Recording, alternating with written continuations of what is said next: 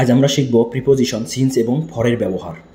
Since কোথায় ব্যবহৃত হয় এবং ফর কোথায় ব্যবহৃত হয় সেই জিনিসটা আমরা আজকে উদাহরণসহ সেন্টেন্সে কীভাবে অ্যাপ্লিকেশন হয় সেই জিনিসটা আমরা দেখব। সিন্স ব্যবহৃত হয় একটা কী হয় স্টার্টিং পয়েন্ট ইন টাইম, অর্থাৎ শুরুর সময়টা যে কখন থেকে শুরু হচ্ছে এরকম একটা স্টার্টিং টাইম, এবং স্পেসিফিক পয়েন্ট অফ টাইম, ঠিক আছে, এবং যদি অতীতকালের কোনো ঘটনা নিয়ে। এক নম্বর উদাহরণটা দেখতেছি আমরা এখানে লেখা আছে since 3 o'clock I have been waiting here since 3 o'clock, তার মানে 3টা থেকে অপেক্ষা করতেছি এখানে, ঠিক আছে, তার মানে স্পেসিফিক টাইম বলছে 3টা থেকে স্টার্টিং টাইম। 2 নম্বরটা এখানে আছে ইয়ার, ঠিক আছে, 2015 সাল থেকে I have been working here since 2015, তার মানে হলো যে আমি এখান থেকে 2015 সাল থেকে কাজ করতেছি, তার মানে স্পেসিফিক টাইম অর্থাৎ স্টার্টিং পয়েন্ট অফ টাইম, ঠিক এইটা।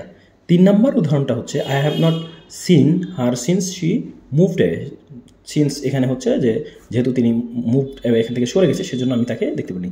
I haven't seen her since she moved away, ঠিক আছে, এই জন্য সিন্স এখানে ব্যবহৃত হচ্ছে। সো সিন্স ব্যবহার হলো স্পেসিফিক, মানে সংখ্যায় উল্লেখ থাকবে, সরাসরি ডে উল্লেখ থাকতে পারে, সেই জন্য কিন্তু সিন্স ব্যবহার হচ্ছে। তাহলে সিন্স হলো সুনির্দিষ্ট টাইম অর্থাৎ ডিফাইন্ড টাইম পিরিয়ড, এর জন্য হচ্ছে কি সিন্স ব্যবহার করা হয়, ঠিক আছে। আবার এখানে সময় স্পেসিফিক উল্লেখ করা আছে, ইয়ার উল্লেখ করা আছে, ঠিক আছে। আরেকটা হতে পারে কি ডে যদি উল্লেখ করা হয় যে 7 দিন আছে, ঠিক আছে, সেরকম যেমন I have been working here since Monday, ধরলাম আর কি যে সোমবার থেকে আমি এখানে কাজ করতেছি, তার মানে স্টার্টিং টাইম ডে কিন্তু উল্লেখ করা আছে, তো 7 বারের যে কোনো একটা বার যদি উল্লেখ থাকে তাহলে তার সামনে কি বসবে, সিন্স বসবে।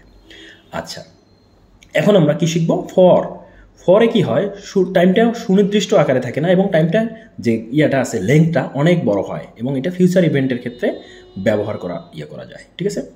1 নম্বর বলছে আই হ্যাভ বিন কি waiting here for an hour, আমি 1 ঘন্টা ধরে এখানে আমি কি করতেছি, অপেক্ষা করতেছি। এখানে 1 ঘন্টা ধরে কি এটা কি 3টা থেকে 4টা পর্যন্ত নাকি 4টা থেকে 5টা, এটা উল্লেখ নাই। 2 নম্বরও একই রকম যে ফর অ্যানাদার ইয়ার, ঠিক, যে আরও 1 বছর এখানে আমাকে কী করতে হচ্ছে, কাজ করতে যাচ্ছি এখানে, ঠিক এরকম একটা কিছু। সো এখানে যদি সিন্স হয় তাহলে সিন্স 2015 হইতো, কিন্তু এখানে এখানে সুনির্দিষ্ট কোনো টাইম উল্লেখ নাই বা কোনো সাল উল্লেখ করা নাই। যদি আমি ধরতাম যে না 2020 তাহলে কিন্তু হয়তো সিন্স আসতো, যেহেতু এখানে সুনির্দিষ্ট করে সংখ্যায় উল্লেখ করা নাই সেই জন্য এখানে কি হচ্ছে, ফর ব্যবহৃত হচ্ছে।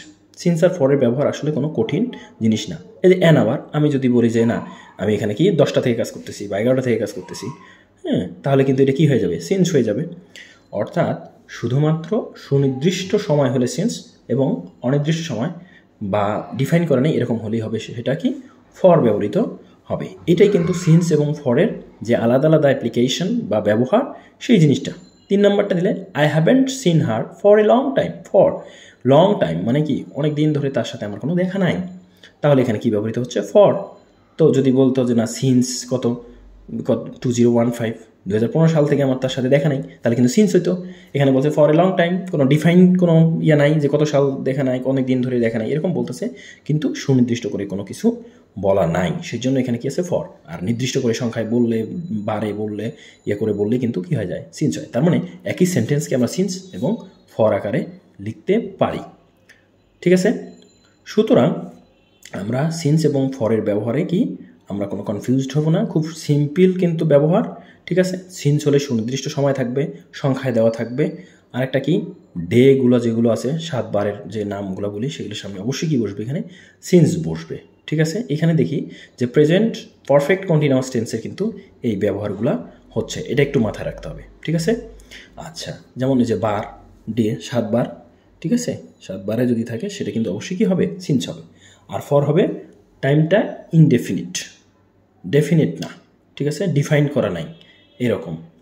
আর যদি ডেফিনিট থাকে তাহলে সিন্স, আর ডিফিনিট করা না থাকলে সেটা হবে ফর।